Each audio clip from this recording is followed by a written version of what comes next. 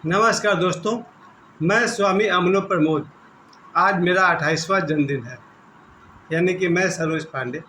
मेरे संन्यास का नाम है स्वामी अमनो प्रमोद और आज स्वामी अमनो प्रमोद का 28वां जन्मदिन है।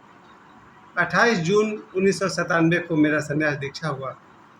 28 जून 1997 शनिवार के दिन मेरा संन्यास दीक्षा हुआ और 27 वर्ष पूरे हो गए और आज मेरा 28वां जन्मदिन है। सबसे पहले तो मैं ये कहूँ कि मेरे 27 वर्ष बिल्कुल बेकार नहीं गए। मैंने साधना की, ध्यान किया, मेहनत किया, साधना मैंने छोड़ी नहीं। लेकिन ओशो के मार्ग पर दीक्षा लेने पर मुझे किन किन मुश्किलों का सामना करना पड़ रहा है, उसकी भी आज थोड़ी सी बात करेंगे। और ये जो 5 बुराइयां होती है उस पर मैं कितना विजय पा सका। क्रोध, लोभ, अहंकार, काम और मत्सर यानी कि ईर्ष्या, इन 5 विकारों पर विजय पाने के लिए जो दीक्षा हमने ली थी, कहाँ तक मैं पहुँच सका। एक शब्द में तो ये कहा जाए कि लोग दीक्षा लेते क्यों हैं। तो कल के वीडियो में मैंने आपको बताया था, दीक्षा वही लेते हैं जिन्हें कहीं ना कहीं लगता है कि जो संसार हमें दिखाई पड़ता है उतना ही नहीं है, जो नहीं दिखाई पड़ता है वो भी सच है। हम जो देखते हैं और सुनते हैं सिर्फ वही सच नहीं है, जो हम नहीं देख पाते हैं, नहीं सुन पाते हैं, वो भी सच है। कई बार हमें दिखता है कि हमारे माता पिता कठोर हैं, मारते हैं, पीटते हैं, दिखाई पड़ते हैं कुछ और, सुनाई पड़ते हैं कुछ और शायद अंतर्दशा कुछ और होती है। यही होता है संन्यास की जगत में। जब एक आदमी चोरी से, झूठ से, दुनिया के तमाम बुराइयों से जब वो तंग आ जाता है और मन की दौड़ से दौड़ते दौड़ते थक जाता है, तब एक दिन मुड़ता है भीतर की तरफ। इस भीतर की तरफ मुड़ने का नाम ही संन्यास है, ध्यान है, संन्यास दीक्षा है। ओशो ने जो हम लोगों को संन्यास दीक्षा दिया, उनके धर्मदूत स्वामी आनंद स्वभाव, उनके हाथों से मुझे दीक्षा मिला। ओशो की दीक्षा में सिर्फ एक शब्द पर जोर है, अगर उस शब्द को आप साध सकें तो आपके 5 विकार अपने आप एक तरफ बैठ जाएंगे। वो है साक्षी। ओशो कहते हैं कि अपने मन के साक्षी बनो। हमारे मन में उठेंगे क्रोध, अगर हमने क्रोध को अप्लाई कर लिया, लागू कर दिया, फिर लड़ाई झगड़े, माफ़ी, मुकदमा, कोर्ट, जेल सब हो जाता है। लेकिन ओशो कहते हैं क्रोध को देखो। अगर मैं अपने भीतर उठने वाले क्रोध को देखने लग जाऊं तो क्या होगा, या तो मुझे मेरी गलती दिखाई पड़ेगी या उस व्यक्ति की गलती दिखाई पड़ेगी। अगर मैं क्रोध का साक्षी हो जाऊं तो अगर मेरी गलती दिखाई पड़ रही है तो मैं उस व्यक्ति से क्षमा मांग लूँगा, और अगर उस व्यक्ति की गलती दिखाई पड़ रही है तो दूसरे की गलती के लिए मैं क्यों पागल बनूं, दूसरे की गलती के लिए मैं क्रोध करके अपने आप को क्यों जलाऊं, यानी कि फाइल क्लोज्ड। तो जब हम क्रोध को साक्षी भाव से देखते हैं तो क्रोध विलीन हो जाता है, मतलब एक तरफ हट जाता है, हम निर्मल और शुद्ध बने रहते हैं। फिर ओशो हमें कहते हैं मन के साक्षी बनो, अर्थात मन में जो भी भावना उठती है उसको तुरंत ही सपोर्ट मत करिए, न तो सपोर्ट कीजिए न सप्रेस कीजिए। अगर आपने क्रोध को दमन कर दिया, अगर आपने क्रोध को दबा दिया तो नुकसान बहुत बड़ा होगा।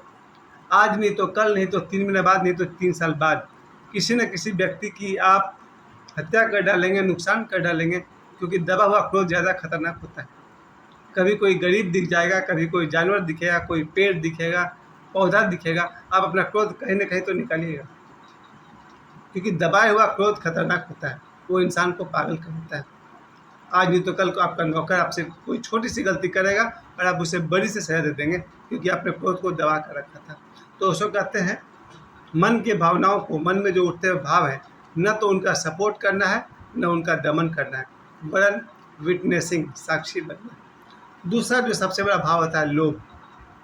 इस लोभ के कारण मैं देखता हूँ अपने जीवन के सभी लोगों को दौड़ रहे हैं चोरी, बेईमानी, रिश्वतखोरी, क्या क्या लोग नहीं करते हैं लोभ के चक्कर में। उन्हें उचित से ज़्यादा मूल्य चाहिए, ज़रूरत से ज़्यादा धन चाहिए, 8 घंटे की मेहनत के बदले उन्हें 80 लाख रुपए चाहिए। लोभ के चक्कर में लोग अपने आप को तबाह कर लेते हैं। कितनों को तो जेल रहता है, आजकल तो ईडी, सीबीआई सब पीछे लग जाते हैं तो जेल रहता है। तो लोभ के चक्कर में पड़कर आदमी अपने रिश्ते नाते खराब करता है, यहाँ तक कि जेल यात्रा कर डालता है। यहाँ भी ओशो वही कहेंगे कि अपने मन के उठते लोभ के साक्षी बनो। लोभ के साक्षी बनने का मतलब हुआ हम जितने योग्य हैं उतना ही हमें पैसे चाहिए, या हमें ज़्यादा पैसे चाहिए तो हम अपनी योग्यता और श्रम को बढ़ाएंगे। तो ये मन का दूसरा जो विकार है, क्रोध और लोभ, इन दोनों को साक्षी भाव से किस तरह से आप उसके पार उठ सकते हैं, मैं ये तो नहीं कहूँगा हरा सकते हैं, कैसे हम उसके पार उठ सकते हैं। क्रोध और लोभ के बाद तीसरी बार ये अहंकार की। अहंकार जैसा भयानक रोग शायद इन पांचों में कोई भी नहीं।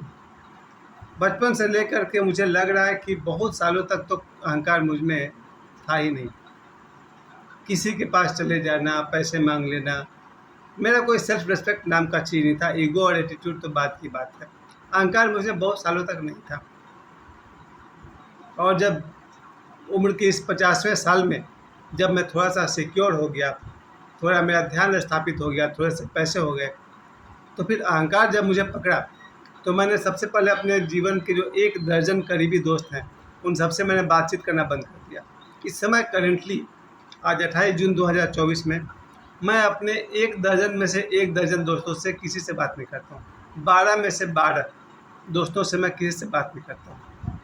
अगर मेरी कोई महिला मित्र हुई जिसको गर्लफ्रेंड कहते हैं लोग, मेरी तो उनमें से 12 में से 12 से मैं बात नहीं करता हूँ।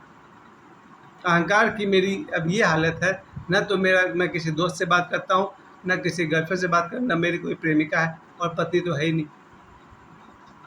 कुल मिलाकर के और जितने मेरे रिश्तेदार हैं दूर से नज़दीक से, लगभग उनमें से मैं 5 से अधिक लोगों से मैं बात नहीं करता हूँ।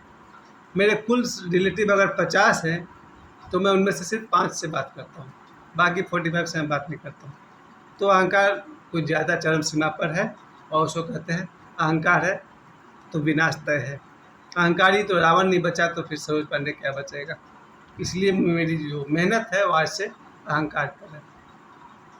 अहंकार कम करने का मुझे 2 ही रास्ता दिखता है। एक कि जब भी कोई व्यक्ति गलती करे तो मुझे ये सोचना चाहिए कि इंसान से गलती हो जाती है और उसे क्षमा कर देना चाहिए अगर वो अपनी गलती मानता है तो। लेकिन कोई व्यक्ति अगर अपनी गलती नहीं मानता है और अकेले चले जा रहा है फिर उसके क्षमा का कोई सवाल ही नहीं, फिर तो गुड बाय बेटर। लेकिन मेरे लिए अहंकार से बचने का एक ही तरीका है, मैं किसी की गलतियों को इसलिए क्षमा कर दूं क्योंकि इंसान है तो गलती करेगा और कोई भगवान तो नहीं है। और दूसरी बात मुझे अपने पर ध्यान देना है कि मुझसे काल समय 1 सेकंड में क्या कर देगा कोई नहीं जानता है। सड़क पर चलता हुआ आदमी 5 मिनट में हाथ पैर टूट जाए, मर जाए, किसी को गोली लग जाए, क्या क्या हो सकता है, बीमारी हो जाए। समय किसी को भी 1 सेकंड में उठा लेगा। इसलिए अहंकार मत करिए क्योंकि भगवान को अहंकार बिल्कुल पसंद नहीं है। और चौथी बात है काम वासना, इस पर मैं अंत में बात करूँगा। उसके बाद 5वीं की बात कीजिए मत्सर यानी ईर्ष्या। ईर्ष्या तो मुझे होती नहीं बचपन से आज तक। मुझे कभी लगा नहीं कि फला आदमी का घर मेरे घर से बड़ा है, नेवर। उसके पास कार है मेरे पास नहीं है, ऐसा मैं सोचता ही नहीं। उसकी पत्नी मेरी पत्नी से सुंदर है ये तो मुझे सोचना ही नहीं पड़ा क्योंकि सौभाग्य से मेरी पत्नी मेरे लिए काफ़ी थी। यानी कि किसी भी कारण से किसी का सैलरी हमसे ज़्यादा है, किसी की गाड़ी हमसे महंगी है, किसी के बाल बच्चे हमसे ज़्यादा है, कोई कारण नहीं है कि मेरे मन में ईर्ष्या हो। ईर्ष्या मेरे पास बचपन से नहीं था, आज भी नहीं है और ऐसा कोई बात नहीं। संयोग की बात है दुनिया के सबसे बड़े गुरु जो हैं वो मेरे पास हैं। ओशो, जो एक सुंदरतम पत्नी थी वो मेरे पास थी, जो एक प्यारा सा बेटा होना चाहिए मेरे पास है, एक बेटी होनी चाहिए वो भी मेरे पास है, एक अच्छा सा लक्ष्मण जैसा भाई होना चाहिए वो भी मेरे पास है, रावण जैसा शत्रु होना चाहिए वो भी मेरे पास है, और दुनिया में जो भी श्रेष्ठ है सब मेरे पास है। इसलिए ईर्ष्या कोई प्रश्न नहीं है, ईर्ष्या पर मुझे मेहनत नहीं करनी है। अब आखिरी बिंदु है काम। काम वासना बहुत ही गहरा विषय है। काम वासना इसलिए गहरा है क्योंकि एक तो हमारा शरीर का निर्माण ही काम वासना से होता है। कहते हैं ना माता पिता ने किसी अवस्था में हमें जन्म दिया, ये आप सभी जानते हैं कि न तो भोजन करने से जन्म होगा, न पहलवानी करने से जन्म होगा, न पढ़ाई लिखाई करने से जन्म होगा। जन्म जब भी होगा तो पति पत्नी के थ्रू होगा। तो काम वासना तो बायोलॉजिकली बच्चे के शरीर में इन कर गया और शरीर के थ्रू मन में पहुंच गया। शरीर में काम वासना है, मन में काम वासना है, और अगर आप भगवान बुद्ध की सुने तो जन्मों जन्मों से आदमी, चाहे वो छिपकली था या कॉकरोच था या मनुष्य था, जन्मों जन्मों से आदमी काम क्रीड़ा में लीन रहा है। और वो अचानक कहे कि मैंने संन्यास दीक्षा ले लिया है, मुझे काम वासना से मुक्त होना है। इतना आसान तो नहीं है। जो आदमी अपने सैकड़ों जन्मों में कीड़ा मकोड़ा से लेकर मनुष्य होने तक हर जन्म में काम वासना में लिप्त रहा हो, और इस बार भी जिसका जन्म काम वासना से ही हुआ हो, उसका शरीर कामुक होगा, उसका मन कामुक होगा, और वो अगर ब्रह्मचर्य के लिए साधना करता है तो आसान तो नहीं है। खैर, आप सभी ने मुझे बहुत समय दिया। मैं आप सभी से फिर से कहना चाहता हूँ, स्वामी अमनो प्रमोद का आज 28वां जन्मदिन है। इन 5 विकारों पर को किस तरह से स्वामी अमनो प्रमोद पार कर पाएंगे, यानी मैं सरोज पांडे कैसे इन 5 विकार से ऊपर उठ पाऊँगा, वो मेरा प्रयास, मेरा साधना और आप सभी की शुभकामनाओं की बहुत ज़रूरत है।